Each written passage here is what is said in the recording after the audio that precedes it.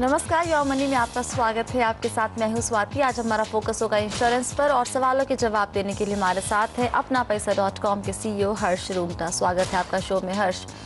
सवाल जवाब का सिलसिला शुरू करने के पहले आपको हम बता दें कि एक बार फिर से ब्याज दरें गिरने का सिलसिला शुरू हो गया है, लेकिन इस बार कर्ज पर नहीं बल्कि डिपॉजिट पर ब्याज घटा है और इसकी शुरुआत की है देश के सबसे बड़े बैंक एसबीआई ने। एसबीआई ने छोटी अवधि की जमा पर ब्याज दरें घटा दी है। ये कटौती कल से लागू हो जाएगी। इससे बैंक में पैसा रखने वालों को जरूर निराशा हुई होगी, लेकिन इसका मतलब ये भी है कि कर्ज पर ब्याज दरें भी जल्द ही कम होने जा रही है। और बैंक इस वक्त 270 डेज से एक साल के डिपॉजिट पर 9.25% तक ब्याज दे रहे हैं। यूनियन बैंक इस वक्त सबसे ज़्यादा ब्याज देने वालों में है। बैंक 270 डेज पर 9.25 और 1 ईयर पर 9.25% ब्याज दे रहा है। बैंक ऑफ इंडिया 8.25 से 9.25% ब्याज दे रहा है। यूको बैंक में एफडी करेंगे तो आपको 9.25% और 9.5 से 9.1% के आसपास का आपको ब्याज दर वहाँ मिलेगा। वहीं अगर सबसे बड़े प्राइवेट बैंक आईसीआईसीआई बैंक की बात करें तो वहां आपको 7.5 से 8% ब्याज मिल रहा है। एचडीएफसी बैंक में इसी ड्यूरेशन के लिए आपको 8% और एक साल के डिपॉजिट पर 7.25% ब्याज मिल रहा है। तो पंजाब नेशनल बैंक और बैंक ऑफ बड़ौदा आपको ऑफर कर रहे हैं 7.5 और 9.25%। और चलिए, ये तो आपके काम की खबर थी। अब शुरू करते हैं सवाल जवाब का सिलसिला। सबसे पहले सवाल है गौरव गुप्ता का, जो गाजियाबाद से फोन लाइन पर हमारे साथ जुड़ रहे हैं। गौरव नमस्कार, क्या सवाल है आपका? नमस्कार मैम जी मैम, मेरा क्वेश्चन जो है वो रिलेटेड टू मेडिकल इंश्योरेंस और लाइफ इंश्योरेंस है जी।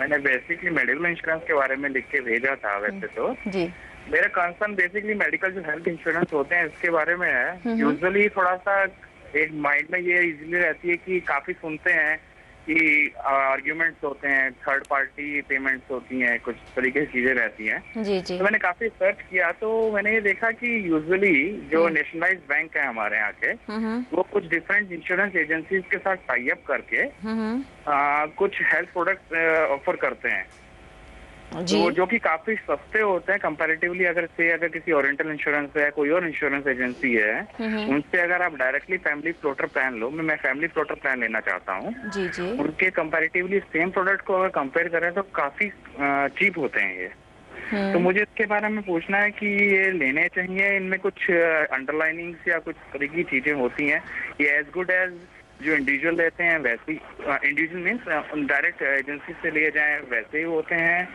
क्या आगे चल के लाइफ में सम एश्योर्ड बढ़ाया जा सकता है इन केस कोपे सब लिमिट वगैरह जो लोडिंग्स वगैरह होती हैं उसका क्या तरीका होता है, या ये जो यूजुअली जो इनकी पब्लिसिटी वाउचर्स रहते हैं जो उसमें लिखा रहता है क्या एग्जैक्टली वही चीज होती है?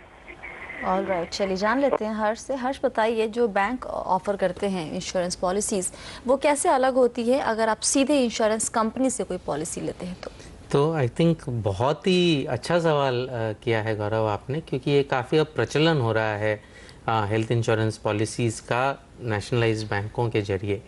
और ये बात आपने एकदम सही पहचानी कि उसी नेशनलाइज्ड इंश्योरेंस कंपनी का पॉलिसी अगर आप एक पीएसयू बैंक के थ्रू लें और उसी को आप जाके डायरेक्टली लें एज अ पर्सन, तो शायद बैंक के थ्रू आपको सस्ती मिले। टर्म्स कंडीशंस में कोई बहुत ज़्यादा फ़र्क नहीं होगा। अगर होगा भी तो आपके ग्रुप पॉलिसी के फेवर में होगा, अगेंस्ट में होने के चांसेस बहुत कम है। द मेजर इशू जो है वो उनकी जो बेसिक स्ट्रक्चर है, चाहे वो आप डायरेक्टली लो चाहे पीएसयू बैंक्स के थ्रू लो, उनका एक बेसिक एक पर्टिकुलर टर्म एंड कंडीशन है जो काफ़ी आपको नुकसान पहुंचा सकता है, और वो है सब लिमिट ऑन रूम रेंट। अगर आप 2 लाख या 3 लाख की पॉलिसी, फॉर एग्जांपल अगर आप 2 लाख की पॉलिसी लेते हैं तो आप 2,000 रुपये प्रतिदिन के रूम से ज़्यादा में नहीं रह सकते, और बाकी सारे खर्चे भी आपको उसी मुताबिक रीइम्बर्स होंगे। अब आप ही सोचिए कि अगर 2,000 रुपये की अगर हम लिमिट लें और आप गाजियाबाद के हैं तो कोई अच्छा हॉस्पिटल नेशनल कैपिटल रीजन में मिलना मुश्किल होगा, जहाँ पे 2,000 रुपये में आपको इवन ट्विन शेयरिंग रूम मिल जाएगा। यानी आपकी जो रीइंबर्समेंट होगी वो लिटरली एक लो कैटेगरी या जिसको कहते हैं कॉमन वार्ड की जो कैटेगरी है उसके मुताबिक जो खर्चे होते उस हिसाब से आपको रीइंबर्समेंट मिलेगा अगर आप छोटी पॉलिसी लेते हैं तो।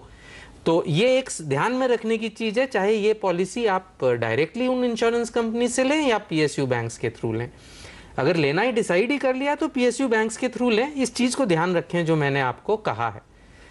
जहां तक बाकी चीजों का सवाल है, ब्रोशर में सभी कुछ मेंशन्ड होता है, चाहे वो कोपे हो या सब लिमिट्स हो। सब लिमिट्स ये रूम रेंट की मेंशन्ड होंगी, लेकिन जिस तरीके से मैंने आपको समझाया बहुत मुश्किल है उसको ब्रोशर में समझाना।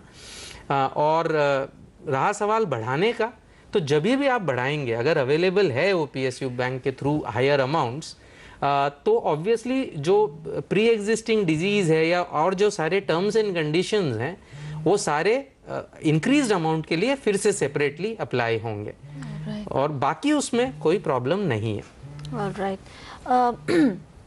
तो गौरव, आप अगर चाहते हैं पीएसयू बैंक के थ्रू ही लेना तो आप ले लीजिए। जब आपके पास डॉक्यूमेंट्स आएंगे, ब्रोशर्स आएंगे, तो आप एक बार उसको पढ़ लीजिएगा ज़रूर। अगर फिर भी कोई डाउट होता है, किसी टर्म्स को समझने में दिक्कत हो रही है, वापस से हमें कांटेक्ट कीजिए। आपकी हम वो जो बेसिक डाउट्स होंगे उसको भी दूर करने की पूरी कोशिश करेंगे। फिलहाल लेकिन अच्छी बात यह है कि आप हेल्थ इंश्योरेंस प्लान लेने की सोच रहे हैं, तो आगे बढ़िए और ले लीजिए। अगला सवाल लेते हैं। जनार्दन कस्तूरी हमारे साथ जुड़ रहे हैं फोन लाइन पर। नमस्कार सर, कहाँ से बात कर रहे हैं आप?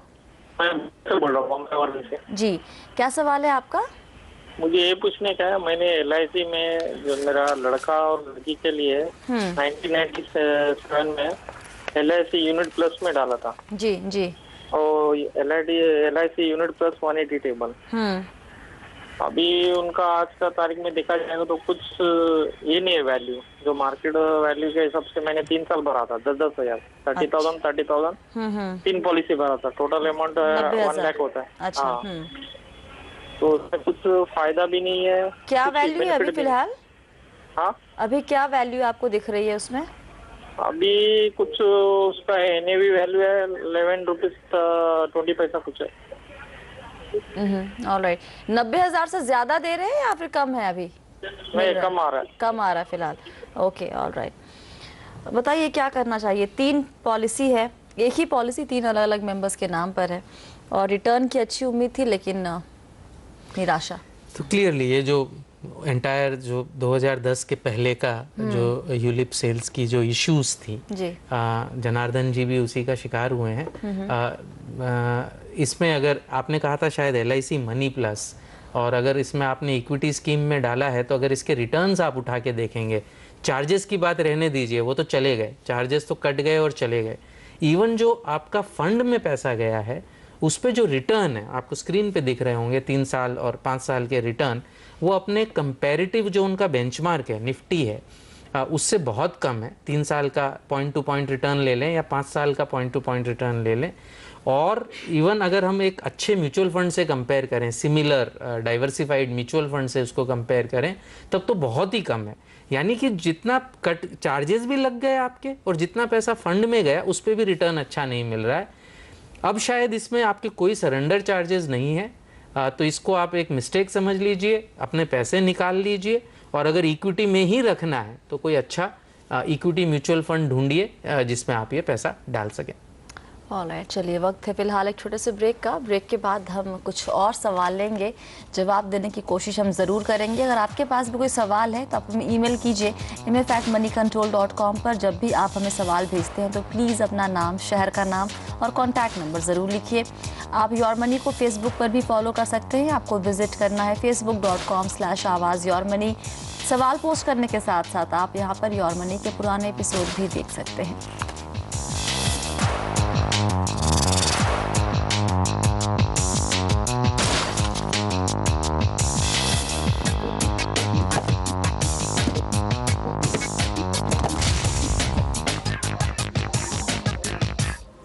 योर मनी में आपका एक बार फिर से स्वागत है। आज हमारा फोकस है इंश्योरेंस पर। सवालों के जवाब दे रहे हैं हर्ष रूंगटा। अगला सवाल अमित पूछना चाहते हैं। अमित कॉल कर रहे हैं हमें ठाणे से। नमस्कार अमित, क्या सवाल है आपका? नमस्कार मैडम जी।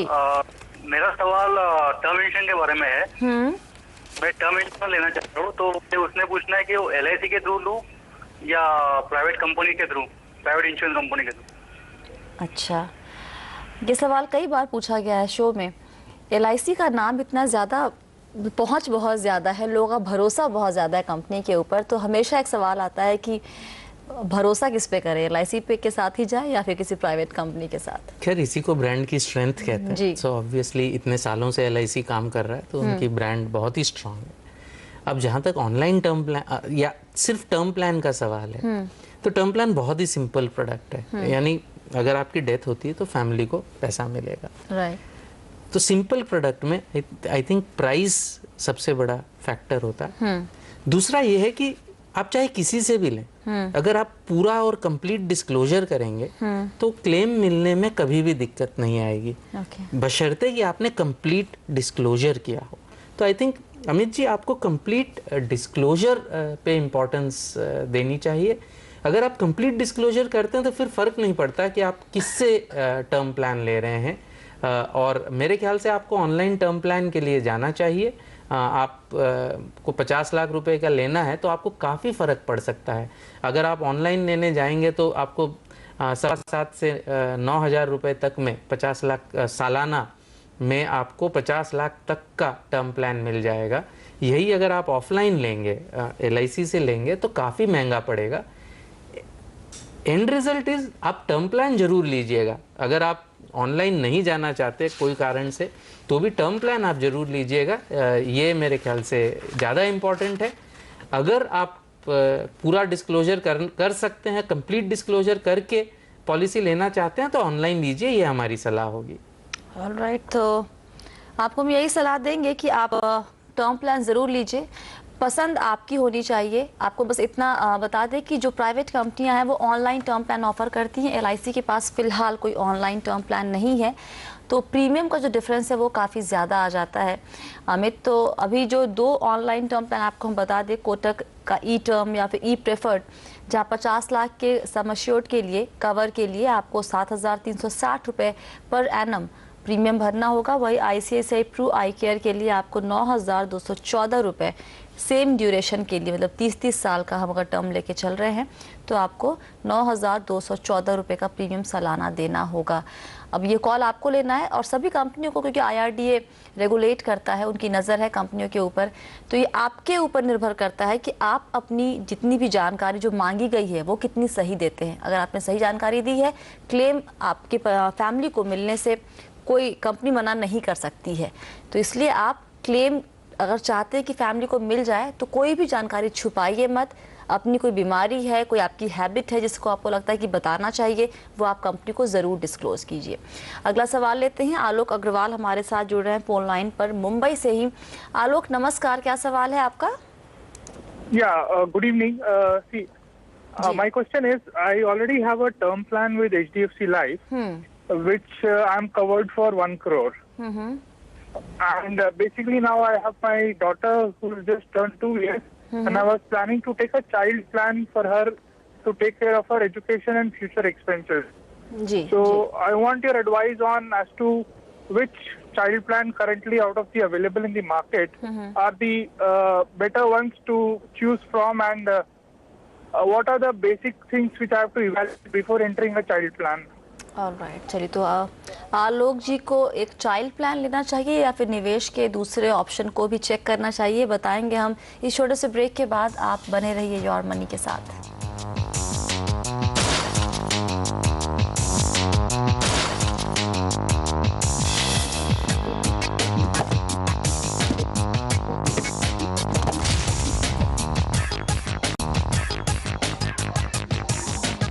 योर मनी में आपका एक बार फिर से स्वागत है। फोकस है हमारा इंश्योरेंस पर। सवालों के जवाब दे रहे हैं अपना पैसा.com के CEO हर्ष रूंगटा। ब्रेक के पहले हमने सवाल लिया था आलोक जी का, उनके पास एक टर्म प्लान है, अब बच्चे के लिए एक चाइल्ड प्लान लेने की सोच रहे हैं। थोड़ा कंफ्यूज थे कि चाइल्ड प्लान ले हर्ष या फिर वो म्यूचुअल फंड में SIP के जरिए निवेश करे, क्या सलाह देंगे आप?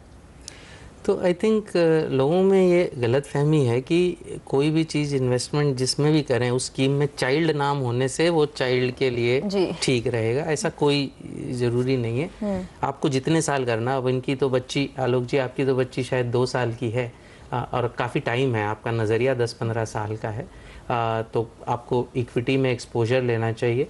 मैं अज्यूम कर रहा हूँ कि जो भी टर्म इंश्योरेंस आपने 1 करोड़ का लिया है वो इनफ है और आपने उसका अवलोकन कर कर ही उसको लिया होगा और वो इनफ है। अगर वो इनफ है तो अब आपको जो है एक जमा पूंजी जुटाने के लिए कभी भी इंश्योरेंस और इन्वेस्टमेंट को साथ में मिक्स करने का मतलब ही नहीं है। और अगर आपने ऑलरेडी इनफ इंश्योरेंस ले रखा है तो चाइल्ड प्लान में एडिशनल इंश्योरेंस लेने से कोई भी आपको फ़ायदा नहीं होगा, चार्जेस लगेंगे वो अलग। तो ये child with in inverted commas का जो प्लान्स हैं उसमें उनके मेरे ख्याल से उनमें आपको नहीं पड़ना चाहिए।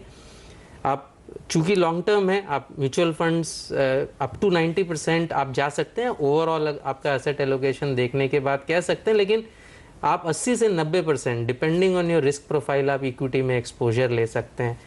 10 से 20% आप पीपीएफ हुआ, थोड़ा सा आप गोल्ड हुआ, ये आप एक्सपोजर्स ले सकते हैं।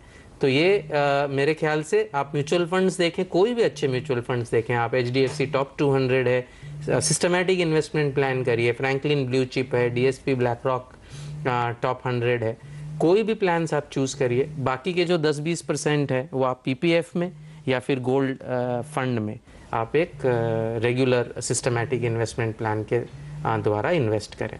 चलिए अगला सवाल लेते हैं। हमारे साथ फोन लाइन पर जुड़ रहे हैं नासिक से महावीर पांडे। महावीर जी नमस्कार, क्या सवाल है आपका? नमस्ते मैडम, मेरे 2 सवाल है जी। एक तो मैं ये जानना चाहता हूँ कि मेरे पास ऑलरेडी 2-3 LIC की पॉलिसीज है, लेकिन मैं जीवन सरल में इन्वेस्ट करना चाहता हूँ। और एक्चुअली मेरे एक एजेंट से बात हुई तो 15,000 का अगर मैं मंथली सेविंग करता हूँ, मंथली इन्वेस्ट करता हूँ, ओके तो after 35 years the returns will be something around 1,65 lakh. तो मैं इस पॉलिसी में इंटरेस्टेड हूँ, तो क्या मैं इसमें निवेश करूँ? एक बार फिर से क्लैरिफाई करना चाहूंगी महावीर जी, ये 15,000 सालाना की बात हो रही है, 15,000 प्रति माह की बात हो रही है, हर महीने की बात हो रही है? महीने की, हाँ। अच्छा, महीने की। तो आप लेकिन जो आप चाह रहे हैं कि आप जीवन सरल में निवेश करें, उसके लिए जीवन आनंद और LIC की मनी बैक, उन दोनों पॉलिसी को बंद करके उसका जो प्रीमियम निकल रहा है वो आप जीवन सरल में डालें। जी जी।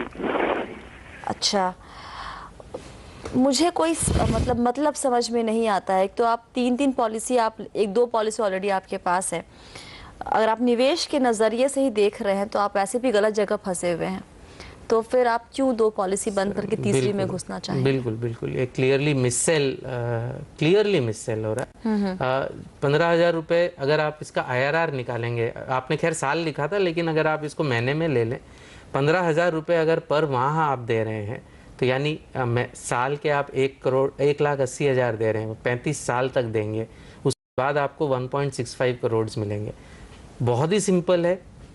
आप यही पैसा कोई PPF में तो इतना नहीं लगा सकते। अगर आपके पास 2-3 नाम है तो आप लगा सकते हैं, वरना PPF में साल में 1 लाख से ज़्यादा नहीं लगा सकते। लेकिन 1 लाख आप अपने नाम पे लगाइए, समझो 1 लाख अपने स्पाउस के नाम पे लगाइए, और फिर देखिए कि 35 साल बाद वो पैसा कितना होता है। आज की रेट से 8.6 की रेट से वो पैसा, ये जो 1.65 करोड़ की आपको फिगर मिल रही है उससे कहीं ज़्यादा होगा जो आज की रेट है PPF की। ये जो रिटर्न है 15,000 पर मंथ, उस पे जो 1.65 करोड़ 35 साल के बाद आपको मिल रहा है, वो अमाउंट आपको बहुत बड़ी लग रही है।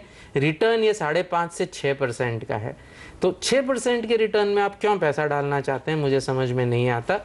यही पैसा, जैसे मैंने कहा, अगर आपके पास 2 नाम है, अपने नाम और अपने वाइफ के नाम पे, अगर आप PPF में डालेंगे हर मंथ, वो भी इक्वली सेफ है, इक्वल टैक्स बेनिफिट्स उसमें भी है, और उसमें आपको जो है जो अमाउंट छूटेगी मेच्योरिटी पे, that will be much higher than 1.65। Although मैं एडवाइस करूंगा कि अगर आपका 35 साल का नजरिया है तो आपको इक्विटी भी देखना चाहिए, लेकिन समझाने की दृष्टि से, क्योंकि इक्वली सेफ है PPF और इक्वली टैक्स बेनिफिट्स हैं, उसमें आपको जो मेच्योरिटी अमाउंट होगी वो 1.65 करोड़ से कहीं ज्यादा होगा। और इस जीवन आनंद का और मनी बैक का क्या करें? उसे ये भी सब ट्रेडिशनल पॉलिसीज हैं। इसमें स्टार्टिंग से अगर लें तो 5.5-6% से ज्यादा रिटर्न नहीं छूटता। अब अगर कई साल से हैं तो चूंकि सरेंडर वैल्यू बहुत लो होती है और अगर मेच्योरिटी पास आ रही है तो हो सकता है कि अब रिटर्न जो है बचे हुए पीरियड के लिए रिटर्न हाई हो सकता है, तो वो रिव्यू कर लेना चाहिए। अगर 8%, 8.5% के आसपास मिल रहा है सरेंडर वैल्यू आज की लेके, फ्यूचर प्रीमियम और मेच्योरिटी वैल्यू को लेके, तो कंटिन्यू कर सकते हैं। वरना सरेंडर कर देना। चलिए, बहुत बहुत शुक्रिया हर्ष आज सभी सवालों के जवाब देने के लिए। और फिलहाल योर मनी में इतना ही। आप बने रहिए CNBC आवाज़ के साथ। नमस्कार।